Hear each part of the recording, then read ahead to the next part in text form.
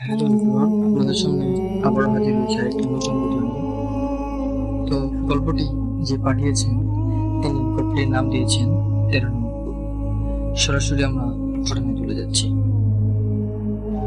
একটি গ্রাম, তিনি গ্রামের নামটি উল্লেখ করতে না করছেন। পুরো গ্রামে একটা জায়গা আছে যেখানে কেউ যেতে চায় না ভয়ে। সেই জায়গাটিতে আছে একটি কূপ, যেটাকে নাম দেওয়া হয়েছে 13 নম্বর। সেই কূপ আজও দাঁড়িয়ে আছে, শুকিয়ে যাওয়া, ভাঙা, পাথরে ঘেরা, আর ভেতরটা অতল অন্ধকার। কেউ জানেই না এই কূপে কি আছে। শুধু লোকমুখে শোনা যায়, যারাই এর ধারে গিয়েছে তারা ফিরে এলেও কিছুটা বদলে যেত। পেছনে ভয়ের ছায়া, রাতে ঘুম ভেঙে ওঠে চিৎকারে, আর সকালে মুখে রক্ত।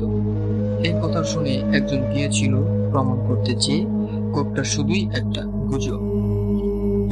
তো লোকটি সেই গ্রামের উদ্দেশ্যে রওনা হলো এবং সেখানে গিয়ে রাত হয়ে গেল। তো তিনি হাতে একটা লণ্ঠন আর টর্চ নিয়ে পায়ের নিচে শুকনো ঘাস আর কাটা তিনি কুয়োর কাছে যাচ্ছেন।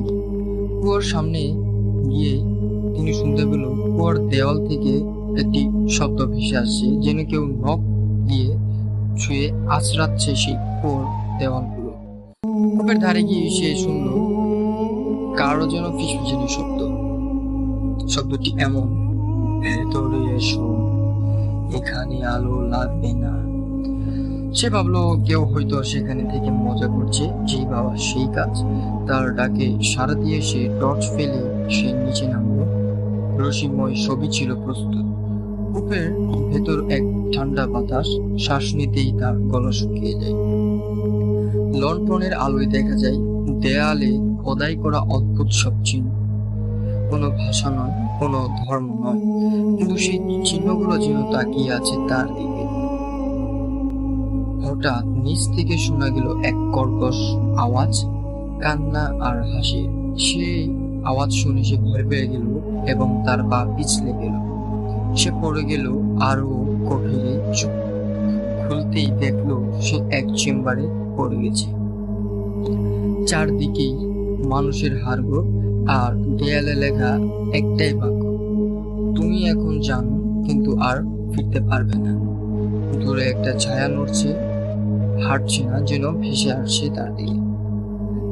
তার গলা থেকে কোনো শব্দই বের হয় না, আর সেই ছায়া কাছে আসতেই মুখ দেখা যায়।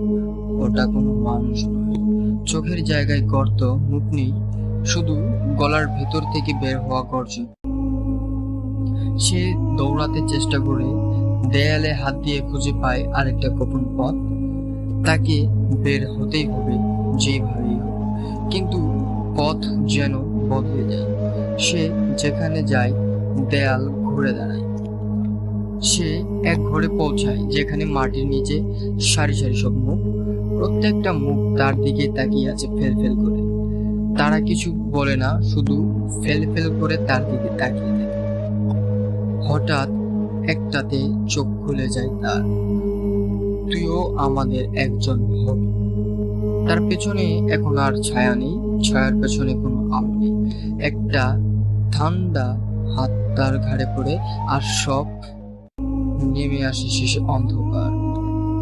তারপর তিনি দীর্ঘ একটি শ্বাস নেন, তারপর একদম নিস্তব্ধতা হয়ে যায়। পরদিন গ্রামবাসী কূপের ধারে গিয়ে দেখতে পেল মাটির ওপর একটা টর্চ, আর তার পাশে খোদাই করা নতুন এক বাক্য, যেখানে লেখা ছিল 13 নম্বর এখন 14 হয়ে গেছে, আরো একজন হারালে।